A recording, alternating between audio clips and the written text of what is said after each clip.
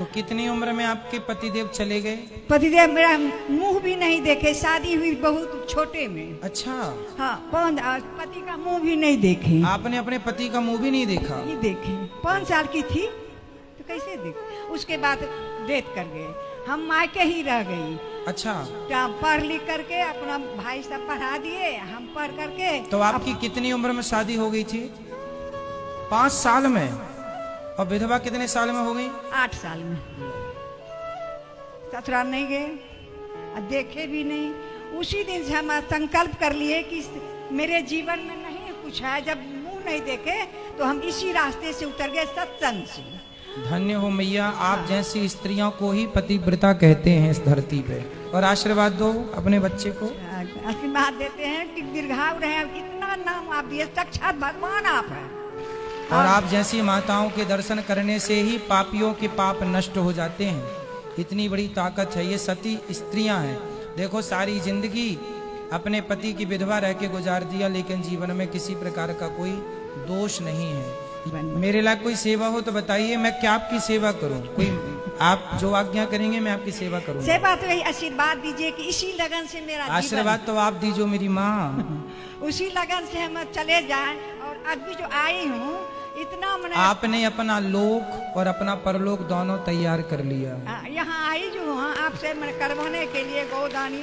जीवित में ही कर लेंगे, मरने के बाद कौन भतीजा करेगा? ससुराल नहीं गए तो नैहर में रह करके बच्चे, भाभी मर गई तो बच्चे 3 थे, उसको पालन पोषण करके शादी ब्याह कर दिया। 2 बहू है और वही हमारा देख रेख करती है। तो मरने के बाद ये जो हम किए अभी 3 जग, ये हम अपना पैसा से किए।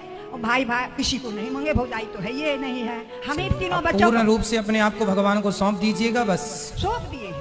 आपके कथा से तो इतना मैं प्रभावित हुई हूँ, उसका वर्णन हम नहीं कर सके। और जब तक जीवन में रहूंगी तब तक आपकी कथा छोड़ूंगी नहीं। यही मेरा ध्येय है, मेरा विश्वास है, आत्मविश्वास। जी जी, आप खुश रहें, सदा सुखी रहें। यही ये नारियां पूरी दुनिया घूम के देख लेना, केवल भारत में मिलेंगी, दुनिया में कहीं नहीं मिलेंगी। यही है भारत का गौरव।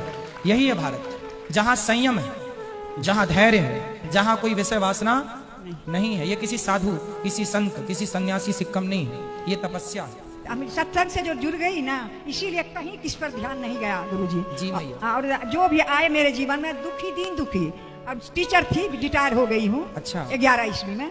तो पैसा था, हमको पैसा जो भाई जी को दे देते, जब मैं अपने खर्च के लिए रखती, उसी से मैं दान और दिन उनों की सेवा की हूँ जीवन में।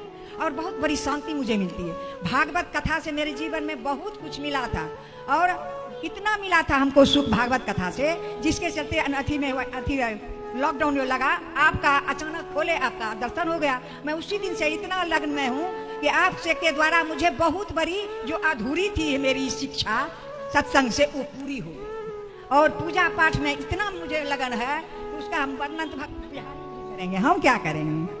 अब जहाँ सत्संग होता था वहाँ चली जाती थी, बहुत दूर दूर रात में होती थी, सुन करके चली आती थी, सुबह स्कूल जाती थी। अब तो मैं घर में रहती हूँ, तो हुआ की उम्र तो गिर गया, 75 साल की हूँ। और लगता है कहाँ जाएंगे आप सत्संग सुनने।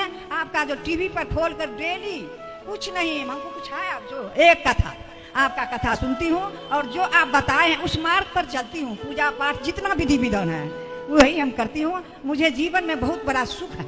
दुखी मैं नहीं हूँ कि विधवा हूँ और कम कोई चाह, मुझे कुछ चाह नहीं हुआ जी।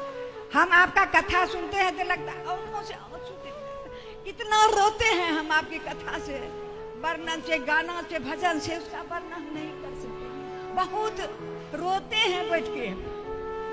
जब आप इस कथा का आता है अंश कोनो, तो लगता है जी भर के रो लेते हैं।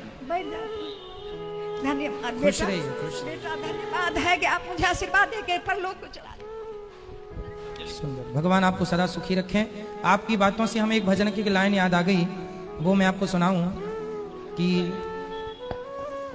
पैदल चलकर द्वारिका जाना सबके बस की बात नहीं है।